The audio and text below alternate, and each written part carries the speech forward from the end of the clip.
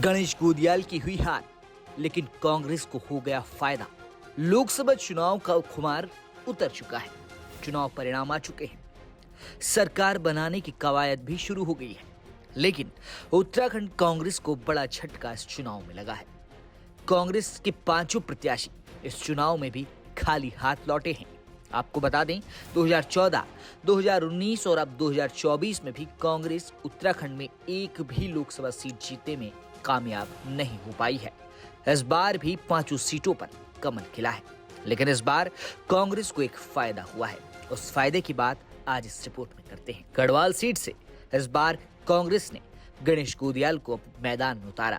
वहीं भाजपा से भाजपा मीडिया प्रमुख अनिल बलूनी मैदान में थे। मुकाबला कांटे का था। शुरुआती दिनों से ही कांग्रेस को झटके लगने शुरू हो गए। रोजाना कांग्रेस के कई नेता भाजपा में शामिल हो रहे थे। सियासी उठापटक के बीच गणेश गोदियाल का चुनाव प्रचार चरम पर था। वहीं इस सीट पर कांटे का मुकाबला माना जा रहा था। हालांकि इस सीट पर अनिल बलूनी को जीत मिली, लेकिन गणेश गोदियाल ने इस सीट में जीत का अंतर कम कर दिया।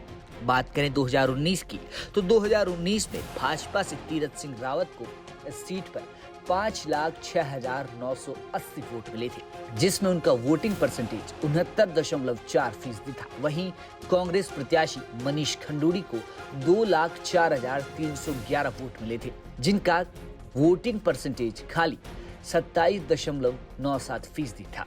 ऐसे में ये चुनाव कांग्रेस के लिए आसान नहीं था। 2024 में भाजपा के अनिल बलूनी को 4,32,159 वोट मिले, जिसमें उनका वोट फीसदी 58.6% था। वहीं गणेश गोदियाल को 2,68,656 वोट मिले, जिनका वोट फीसदी 36.4% था। यानी वोट परसेंटेज में 9% का इजाफा इस बार हुआ है। गणेश गोदियाल लगातार जनता के बीच जा रहे थे। हालांकि उन्हें इस सीट से जीत नहीं मिली, लेकिन इस चुनाव के बाद गणेश गोदियाल का कद उत्तराखंड कांग्रेस में बढ़ गया है। उत्तराखंड कांग्रेस द्वारा गणेश गोदियाल को लोकसभा चुनाव के लिए कई राज्यों में स्टार कैंपेनर के रूप में भेजा जा रहा था।